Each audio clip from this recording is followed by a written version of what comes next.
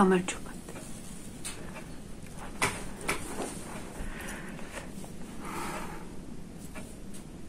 შესაბამისად მივხვდებით, რომ იმ ვიდეოს გაგრძელებაა და შუქი არ არის ისევ და მე ისე ველოდები.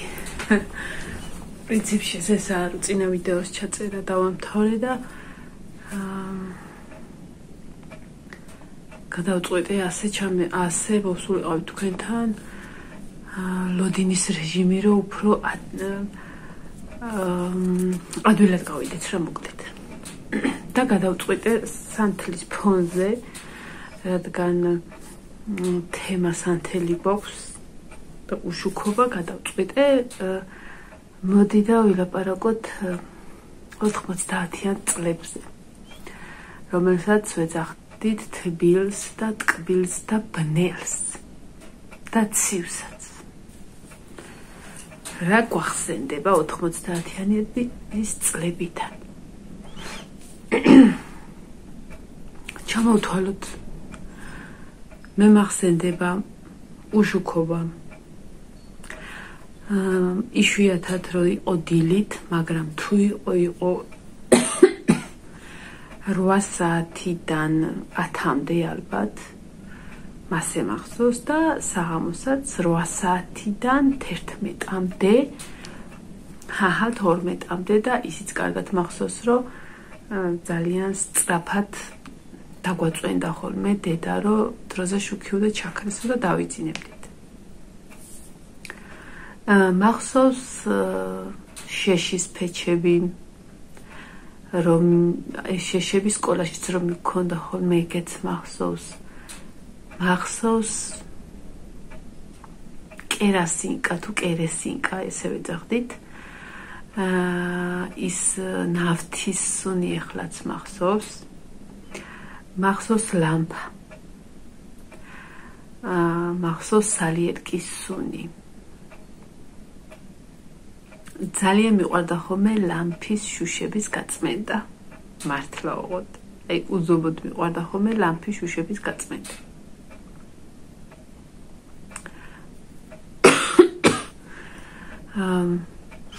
მე შემოვიდა, ალბათ გახსოვთ ისა ლამპა, რომელსაც ჰქონდა აქედან სარკე.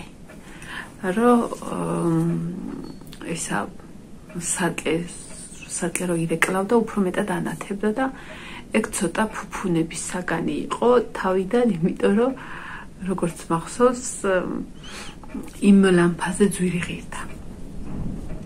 ჩვენ ჰქონდა გამჭვირვალე ძირი, ჰქონდა შუშის ძირი, ჰქონდა ლამპას, ლამაზი ლამპა იყო. სხვათა შორის ლამპას არ ვეძახე, მე ლამპას ვეძახე.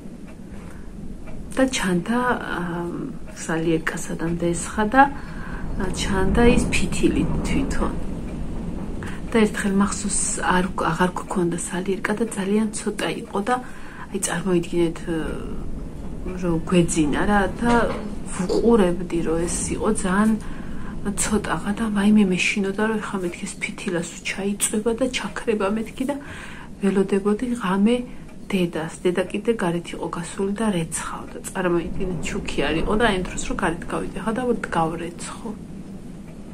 და ესა ჩუმად ვტიროდი რომ ხა შუქი ჩაქრება მეთქი და დედა არ არის აქ. ეგეც მახსოვს. კიდე რა გახსოვს, რა გავიხსენოთ კიდე. მახსოვს სანთლის შუქზე ხორბალს რო ვარჩევდით ხოლმე.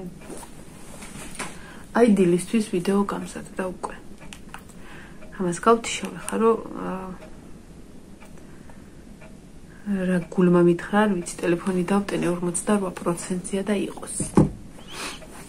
ხო, მახსოვს აი ამის ფონზე რომ ვარჩევდით ხოლმე ხორბალს. რატო ვარჩევდით ხოლმე? ხო, ხორბალს ვქავდით ხოლმე და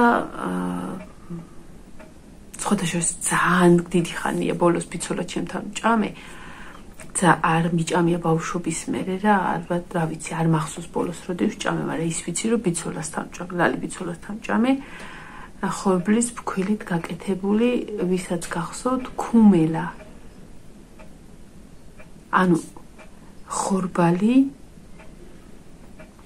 შაქარი არ მახსოვს ხოთაშორის ქონდა თუ არა ხორბლის ფქვილი რო იყო და ცოტა წყალი მახსოვს და ესე ოდნავ ხელთ ესე მოზელდნენ და მაგრად მოუჭერდნენ ხელს და ეს ფქვილი მყარდებოდა და იმას ვჭამდით.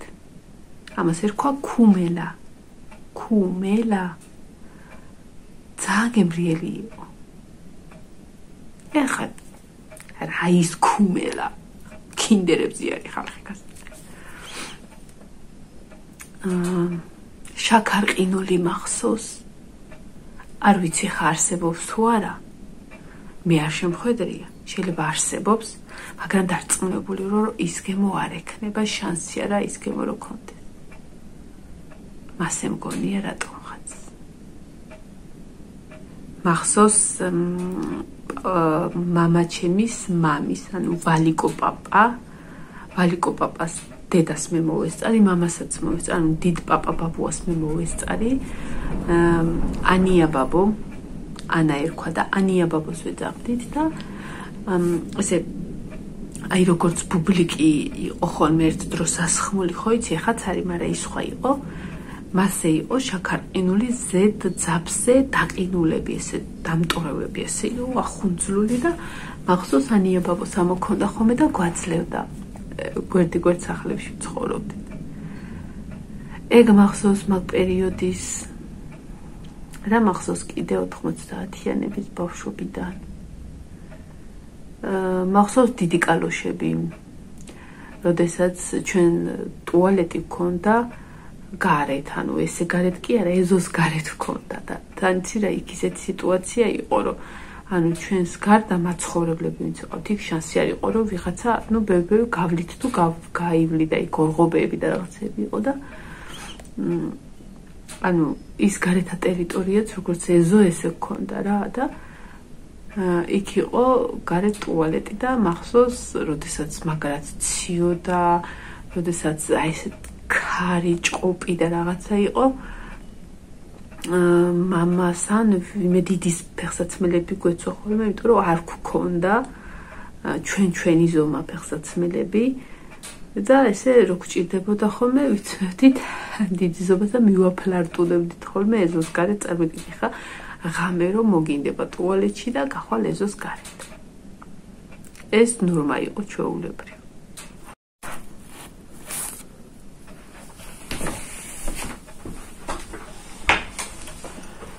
შევცვალე ლოკაცია, იმიტომ რომ შემცივდა იქით მხარეს.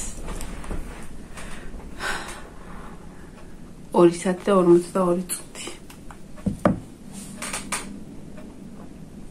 არ მეძინება ხო? არ დაყავა ერთი მაქვს დალეული, მეორე არ მაქვს. მეორე დავდგი და ისა დამავიწყდა და სხვა რაღაცას ვაკეთებ და დაშვა. ხო, რას ყვებოდით? 90-იანებს ვიხსენებდით. ხო და გავიხსენოთ კიდე.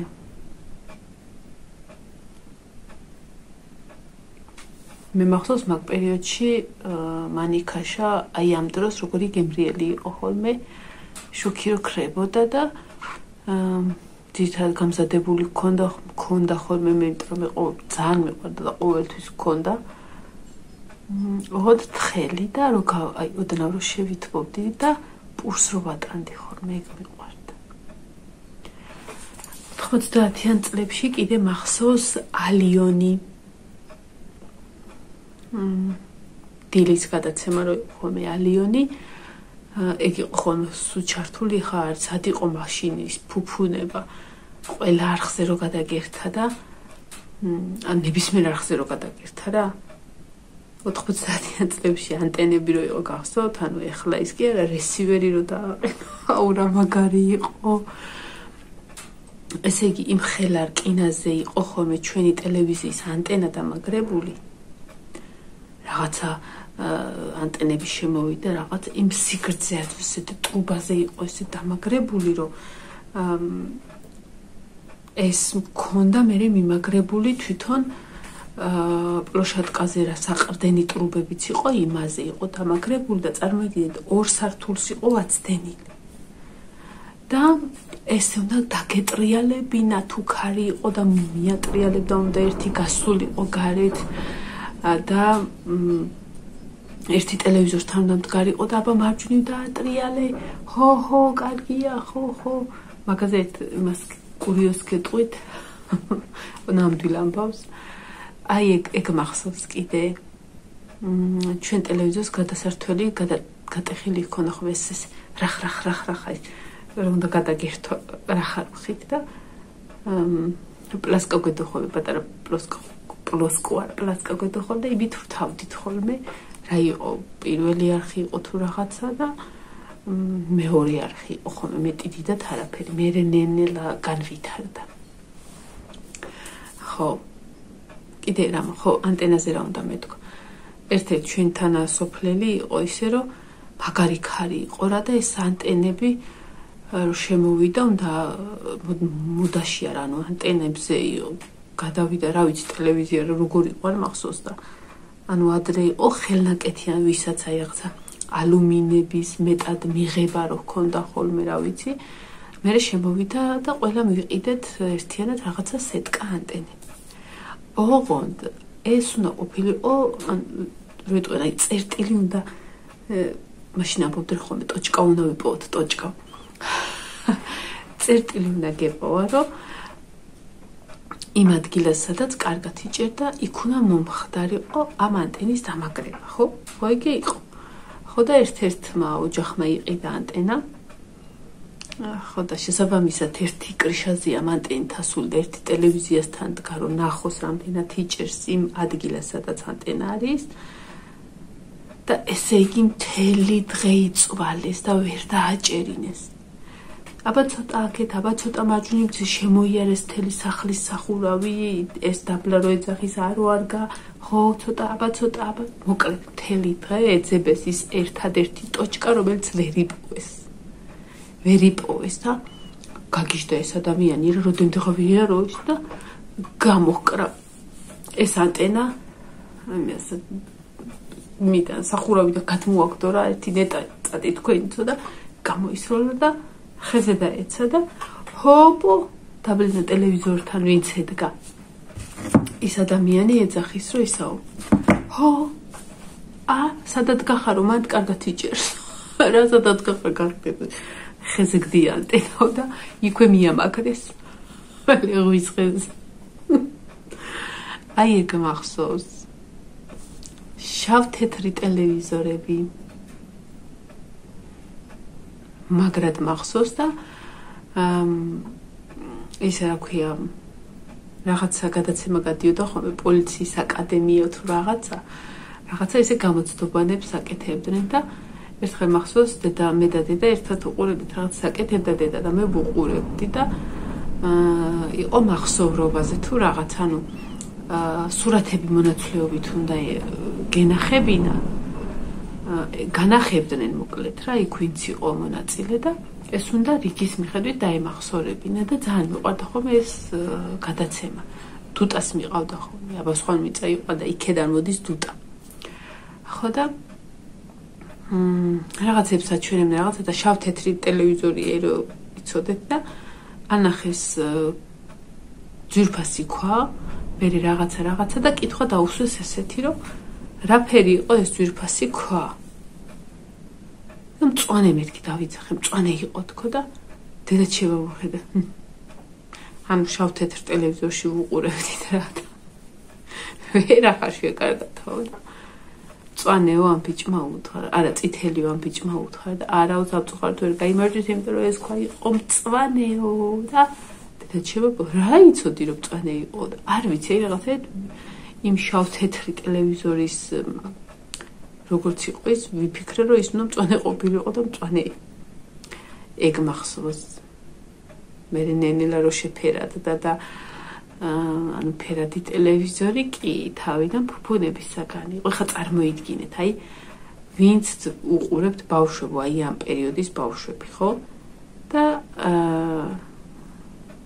წარმოიდგინეთ აზრად არ მოგვიდოდა ჩვენ კიდე ბავშვები ვიყავით რაღაცა ჩვენზე დიდ ხალხს აზრად არ მოვიდოდათ რომ ტელეფონს იმიტომ უყურებ რომ 8 წუთზე მეც არ იწერს ეს ტელეფონი და ახლიდან უნდა ჩავრთა ხოლმე ამიტომ ეხლა მგონი მომიწევს გავთიშოთ ახლა ჩავთა და ვერი გავაქცელოთ.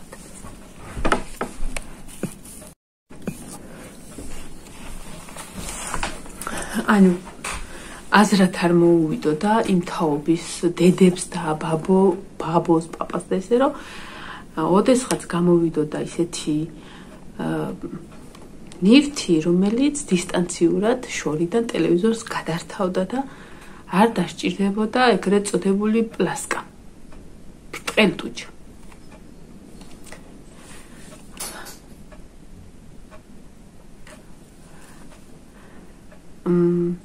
ტელევიზორები რო ტელეფონები რო შემოვიდა. ნინო ხوارა ბუდიალდა. დავით ერთი გავხედო და მოყოლე ახლა. სანათია უმთეს ფოთლების თემუდა რო გამოიწირე ადრე წინაზე. ეგავანთე. რა ვიცი ხამე მეთქი მაინც ნინოს ის არ არის თვარე რო იმის შუქი შემოდიოდეს ფანჯრიდან. ხო რას ვამბობდი? ანუ ეს წარმოდგენაში არ გვექნებოდა რა რომ შორიდან შეგვიძლია გადართვა. ანუ მინდა რომ ამ თაობის ბავშვებმა იცოდეთ საიდან მოვდივართ და ანუ რა გვაქვს გამოვლილი და ჩვენს იქით კიდე რა აქვთ რა ჩვენ კიდე მოვესწარეთ ამ ყველაფერს. და ტელეფონები რო შემოვიდა მახსოვს აუ ტელეფონი იყო ფუფუნების და ბლატაობის საგანი აი საოცრად ფუფუნების და ბლატაობის საგანი ტელეფონები ესეთები და ესეთები კი არ იყო აი დაგუგლეთ და ნახეთ რა მხელები იყო ეგეთი რაღაცა დიდი ტელეფონები და ანუ მეგაკომი და ეგეთი რაღაცებს სხვა შორის იმ პერიოდიდან მოდის მაგთი მერე ჯეუსელიც ანუ რო ლაპარაკობდი მაგალითად აი სადღაც აი აქ დაიჭირა მაღლა რო აწევდი გაითიშებოდა ხო და აი აქ მახსოვს ჩვენი მეზობელი აქ მივიდოდა ხოლმე და აქედან ლაპარაკობდა ხო ანუ რაღაცა იცი როგორ იყო აი მას ტელეფონი აქვს აი მე მაგდენი აქვს საშუალება რომ ტელეფონია აი ეს სიტუაცია იყო მე ცოტა დაპატარავდა ტელეფონები აი ეს პანასონიკები გამოვიდა მე პაწაწინა ტელეფონები ალბათ აი ამისა ესეთი აი ესეთები მოკლედ რაც არ უნდა ვიძახო, რაც არ უნდა რა მოხდეს და როგორ მოხდეს იმ პერიოდის გასახსენებელი ბევრი გვაქვს და ბევრი მაქვს. ნუ იმას აღარაფერს ვამბობ, რომ სანთლის შუქზე რა კარგი იყო, როდესაც ბიძაშვილები, მამიდაშვილები ერთად ვიყავით ხოლმე გოგოები, მით უმეტეს და ხატავდით, მღეროდით, ქარგავდით, ლაპარაკობდით, გეგმებს ვაწყობდით და ეგეთ რაღაცებს. ეს ყველაზე ტკბილი იყო. და მაგარი აი წარმოიდგინეთ ეს სანთლის სიტუაცია მაშინ იყო მთელ დღის მანძილზე 90%. ანუ როგორც კი დაბნელდებოდა ყველა ოჯახში სანთელი, ცოტა შეძლებულ ოჯახში ლამპა ენთებოდა, ცოტა კიდე შეძლებულში ინთებოდა ხოლმე სარკიანი ლამპა. ნუ მე ყველამ შევიძინეთ ეგ და თლათ შეძლებულ ოჯახში ინთებოდა რა? დვიჟოკზე გამახსენდა 90-იანების ყველაზე ტკბილი პერიოდი იყო, როდესაც მთელი უბანი ერთ-ერთი მანქანა ვისაც ყავდა იმის აკუმულატორს რო ამოვაცლიდით ხოლმე მე რას ამოვაცლიდე კაც თვითონ და პატარა ტელევიზორებს რო შევაერთებდით ხოლმე და ვყურებდით კასანდრას. თქვენ რა იცით ის რა სიტყვა იყო ხალხნო რაღა და ბავშვები პატარა თაობის ბავშვები. წარმოიდგინეთ მანქანიდან ხო იცით აკუმულატორი რო რაც არის პატარა ყუთი რაც დენს გამოიმუშავებს ორი იმით აერთებდნენ ხოლმე ტელევიზორზე და ვუყურებდით ხოლმე კასანდრას. კასანდრამდე რაღაცა ფილმები იყო, სხვათა შორის აღარ მახსოვს, ხუანი და მონიკა იყო. ველური გული. მთელი უბანი. ბიძაჩემს ყავდა ხოლმე მამაჩემის ბიძაშვილს ყავდა ხოლმე, იქ მეზობლად ცხოვრობდით ერთმანეთის და ყავდა ავტობუსი. და ავტობუსში იყო ხოლმე პატარა ტელევიზორი ჩამონტაჟებული, პაწეწინა. და ყოველ საღამოს მთელი უბანი იკრიბებოდა ჩვენი ეზოს გარეთ ამ ავტობუსში, ისხდნენ, გადაიჭედებოდა ავტობუსი და ირთვებოდა აკუმულატორი და ეს პატარა ტელევიზორი და ვაიმე, მგონია რომ ზღაპარს ყვები ახლა. არა და ეს ყველაფერი ხო იყო. იყო რომელია, რა მაგარი იყო. მერტო, ძალიან მაგარი იყო. აი ესეთ სიტუაციაში იყო ხოლმე კიდე ჩემი მეზობელი გამოვიდოდა ხოლმე დალი. შარშანწინ კოვიდის ემსხვერპლა. უზომოდ მიყვარდა, მის ხელში გავიზარდე, გამოვიდოდა ხოლმე, ბაბო, დედა და ჭორაობდნენ ერთად ხოლმე და მახსოვს, რომ თან ნასკებს კერავდნენ. აუ, ძალიან მაგრად მახსოვს.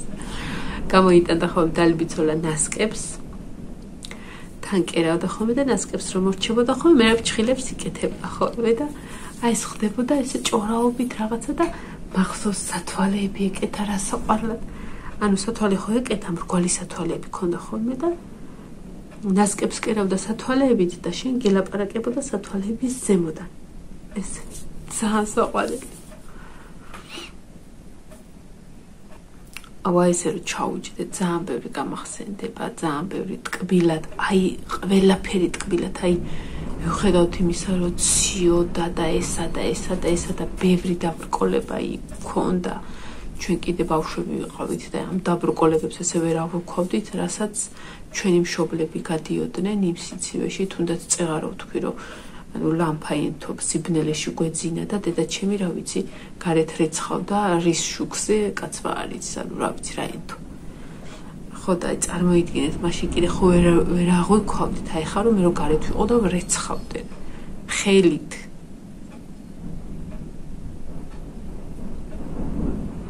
ანუ კიდე ვერ აღვქვავთ, ჩვენ რა გამოვიარეთ.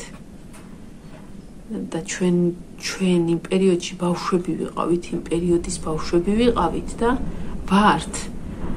და ანუ ის სირთულე ჩვენ მშობლებზე და ჩვენს პაპა-ბაბოზე გადაიარა, იმიტომ რომ ჩვენ არ შეგხვებოდა არც სიცივე, არც შიმშილი, არც რაღაცის უქონლობა.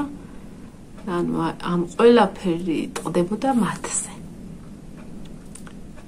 მიუხედავად იმისა, რომ ამბობდნენ, რომ მაგრად ჭირდა და რაღაცა, ანუ მე არ მშიოდა. და რო არ მშიოდა, კიდე რო ცოტა იქით გავიხედო, ეხა ვიცი რის ხარჯზეც არ მშიოდა. არ მშიოდა ხშირად იმის ხარჯზე, რომ დიდები არ ჭამდნენ. იყო პერიოდიც, მახსოვს. და რო ვეკითხებოდით, რატო არ ჭამთო? არ გშია. და მაშინ მეგონა რომ მართლა არ შიოდათ. მე მახსოვს კიდე ერთი მომენტი. პატარა ვიყავი მაშინ, მაგრამ მახსოვს და რაც გავიზარდე მე და მე მახსენდებოდა ხოლმე ესეთი რაღაცები. არ ვიცი ხა ვიყურებ თუ არა, ვინერა ვიცოლა. მაგრამ მახსოვს ერთი მომენტი, როდესაც საკმაოდ ისეთი პერიოდი გქონდა, როდესაც მარტო შენ და გიო და ანა იყავით სახლში. მახსოვს ის მომენტი, როდესაც ობიანი პური გარეცხე ჩვენთან კრანზე. რომ მე ეს დუხოლკაში უნდა გაგეშრო და გაგეახლებინა და ეს ბაბომ დაინახა და რო გეჩხუბა, რომ მაშ მე მოვკვდეო.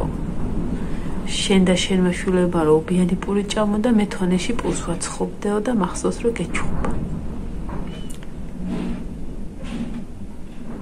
რო გავაგრძელოთ ბევრი რამე გამახსენდება და აღარ მინდა. ზოგი სასიხარულო, ზოგი სევდიანი და ივანე მოვიდა. წავალი ახლა მეც დავჭრები მომავალ ვიდეო.